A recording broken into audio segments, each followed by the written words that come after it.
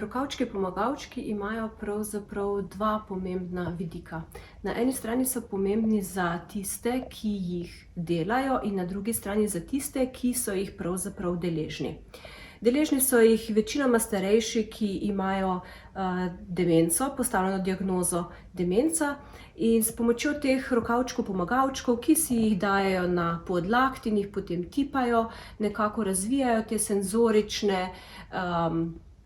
senzorično pozornost se jim tako razvija, posebej kadar so različnih oblik, morda imajo še kakšen dodatek zraven in seveda so tudi pisanih barv, tako da je tudi ta vidik barv zelo pomemben za njih. Na drugi strani pa je pomemben tudi za tiste, ki jih delajo, kajti vemo, da aktivnost, kot je pletenje, kvačkanje in tako naprej, je zelo pomembna aktivnost, ki pripomore nekako k razvoju naših kognitivnih sposobnosti. In to je tudi pletenje teh rokavčkov pomagavčkov. Tako deluje na področju demence lahko kot preventiva, tako pri tistih, ki jih delajo, kakor lahko lajša neke občutke pri tistih, ki so jih deležni. Pozdravljeni! Danes vam bom povedala nekaj o rokavčkih pomagavčkih. To je takale cevasta nakvačkana oblika, ki si jo lahko nataknemo na roko. Ima poseben terapevtski pomen za bolnike z demenco. In sicer tole jim takole dajo na roko in potem se bolnik zamoti z raznoraznimi dodatki, ki jih pričvrstimo.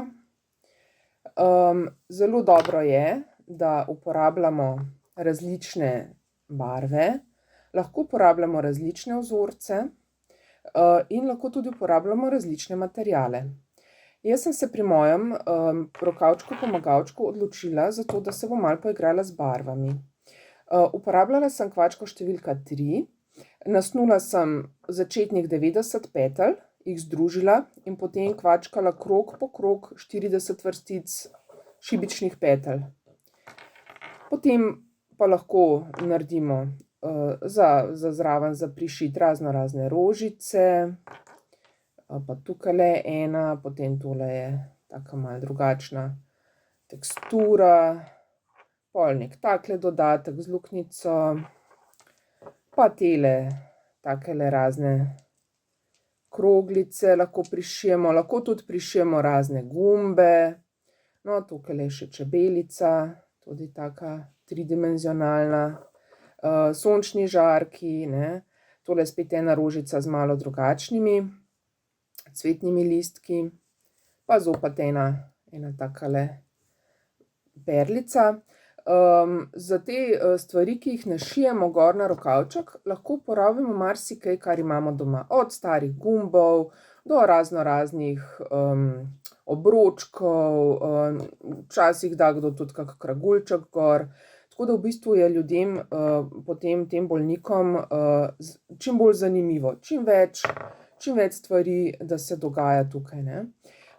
In to recimo oni potem prepoznajo, kot da nekaj ustvarjajo, ne. Tako da to je zelo dragocen pripomoček, vabljeni k ustvarjanju in pa potem tudi k obdarovanju. Lahko nesete te vaše rokavčke pomagavčke kar v domove za ostarele, včasih, ko greste na obisk, ali pa kar tako, ali pa jih prinesete k nam v knjižnico Bistrica ob Sotli. Hvala!